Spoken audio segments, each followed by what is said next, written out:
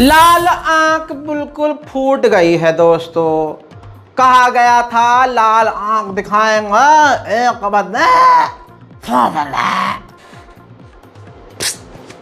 कैसे? श्रीलंका है क्या भारत के आगे? कुछ भी नहीं। क्या औकात है श्रीलंका की? कुछ भी नहीं। अगर हम कंपेयर करें इतना सा श्रीलंका, हालांकि कहना नहीं चाहिए, साइज में, रंग में, इन सब चीज़ों में मैं फ़र्क नहीं रखता हूं, लेकिन ताकत की बात करें तो ताकत में औकात तो श्रीलंका से आगे है भारत, कम से कम श्रीलंका से। अब आप ये समझ के देखिए कि श्रीलंका को भारत मदद भी देता है हमेशा से और आप ये देखिए कि अभी भारत और अमेरिका के मना करने के बावजूद चाइना के जासूसी जहाज को अपने हब्बन-टोटा पोर्ट पर आने दिया श्रीलंका ने। तो देखिए यहाँ लाल आंख तो हो गई ना खराब एक के मतलब लाएंगे, कोई औकात ही नहीं है किसी को रोक सके। इंटरनेशनल डिप्लोमेसी कद्दू की डिप्लोमेसी है।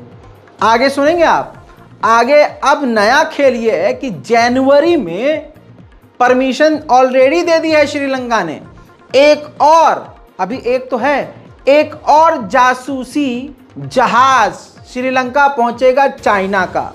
अब दिक्कत क्या है? आप कहेंगे राजा भाई दिक्कत क्या? दिक्कत यह है कि जिस इलाके में श्रीलंका का हब्बन-टोटा के पोर्ट पर ये चाइना का जासूसी विमान टिकता है, उसी इलाके में भारत अपने सबसे खतरनाक हथियारों का टेस्ट करता है।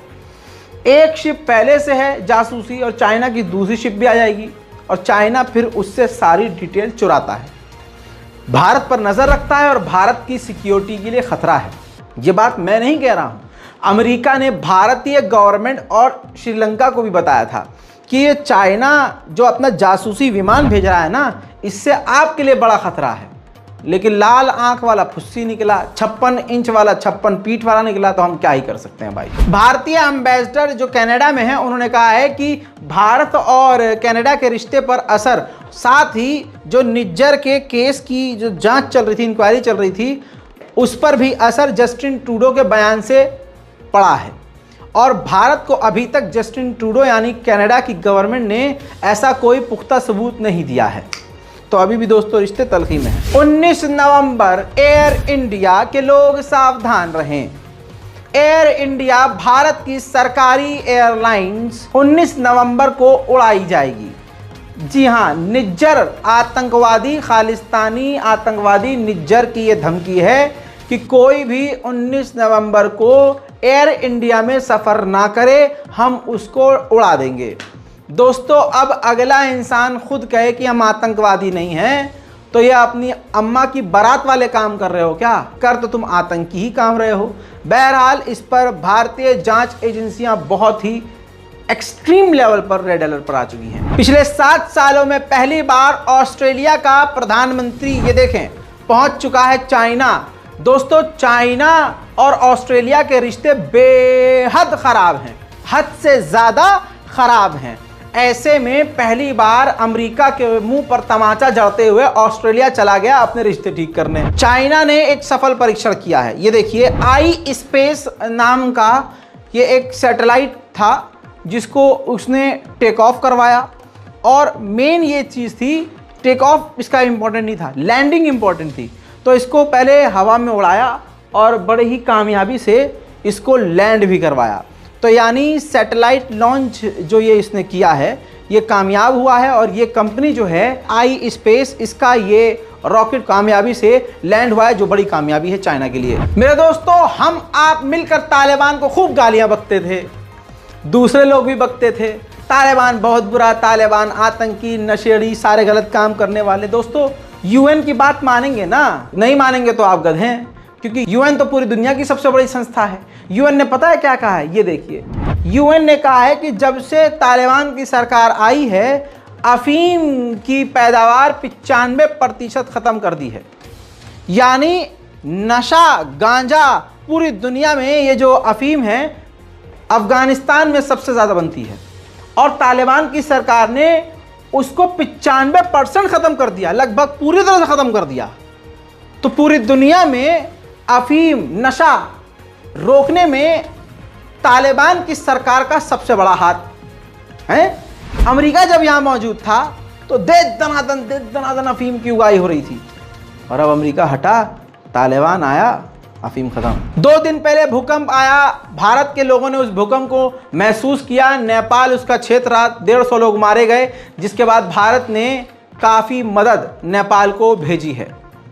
कई हज़ार लोग घायल हैं, माल का जान का नुकसान तो हुआ ही है, लेकिन इंफ्रास्ट्रक्चर भी बहुत बर्बाद हुआ है। उधर मेरे दोस्तों इथियोपिया में ज़बरदस्त बाढ़ आई है।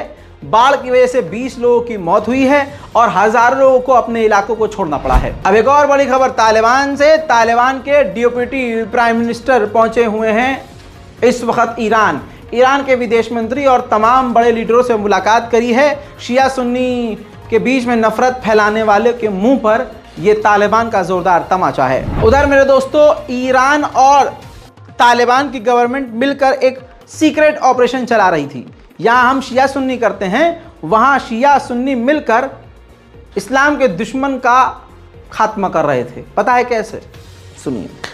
ईरान और तालिबान मिलकर एक ऑपरेशन कर रहे थे। इस ऑपरेशन के तहत 3 इजरायली जासूस को गिरफ्तार किया है तालिबान और ईरान ने, जो अफगानिस्तान के अंदर से ईरान के अंदर हमला करने की कोशिश कर रहे थे, प्लानिंग कर रहे थे, जिससे ईरान और अफगानिस्तान के रिश्ते ख़राब हो जाएं। अमेरिका और इजराइल यही करते आए हैं, 2 भाइयों को हमेशा से लड़वाते आए हैं। रिकॉर्ड उठाकर देख लीजिए। उधर अमेरिका दुनिया को ज्ञान देता है कि परमाणु कम बनाओ, हथियार कम बनाओ, न्यूक्लियर कम बनाओ। हिरोशिमा पर जो उसने परमाणु दागा था, उससे 24 गुना ताकतवर परमाणु बम बना रहा है अमेरिका।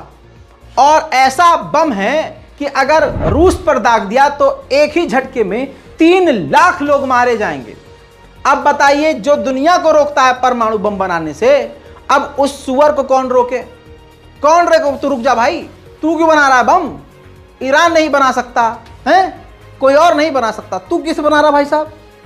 तुम कैसे बना रहे हो? लेकिन ये पूछे कौन? उधर रशिया ने अपनी दुनिया की सबसे खतरनाक मिसाइल बनाने का दावा किया है।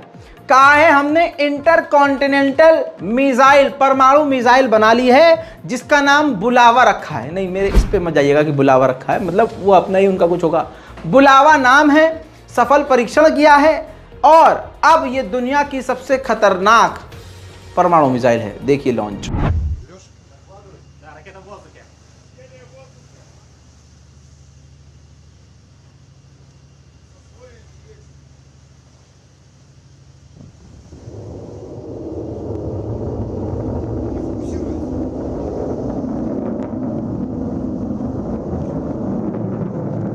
उधर ज़ेलेंस्की अपने ही टोन में है अभी भी भाई साहब। यूक्रेन के राष्ट्रपति ने कह दिया है कि हम पीस के लिए रूस से बात नहीं करेंगे। उधर कितनी भी बड़ी मिसाइल इसने बना ली हो रशिया ने, लेकिन क्या फ़ायदा? नाक तो कट ही गई। समुद्र के अंदर रशिया की सबसे खतरनाक वॉरशिप दौड़ रही थी। उस वॉरशिप के अंदर, युद्धपोत के अंदर कैलिबर क्रूज मिसाइलें लगी हुई थी। आपको पता है यूक्रेन ने उस युद्धपोत को ही तबाह कर कर समुद्र में डुबा दिया। बताइए क्या रह गई नाक? अब तुम दुनिया की सबसे खतरनाक परमाणु मिसाइल बनाते रहो। दोस्तों, डोनाल्ड ट्रंप को यूक्रेन के राष्ट्रपति ने इनवाइट किया है यूक्रेन, और अमेरिका के बाइडेन सरकार से मांगी है फिर से मदद की भीख। उधर रमजान कादिरोव ने अपने 15 साल के बेटे को अपना टॉप बॉडीगार्ड बना लिया है। क्यों? क्योंकि रमजान कादिरोव के बेटे ने यूक्रेन के सैनिकों को पीटा था और उनको सबक सिखाया था। लीबिया के अंदर पहले से रशिया मौजूद है। लीबिया की ही रजामंदी से अब रशिया अपना नेवी का खतरनाक बेस बनाने वाला है, अपनी सेना और अपनी मौजूदगी लीबिया में बढ़ाने वाला है। अंतर्राष्ट्रीय प्राइम टाइम रिपोर्ट यानी इंटरनेशनल प्राइम टाइम रिपोर्ट में आज के लिए इतना ही। चैनल को सब्सक्राइब जरूर कीजिए ताकि दुनिया की कोई बड़ी खबर आपसे मिस ना हो। जय हिंद।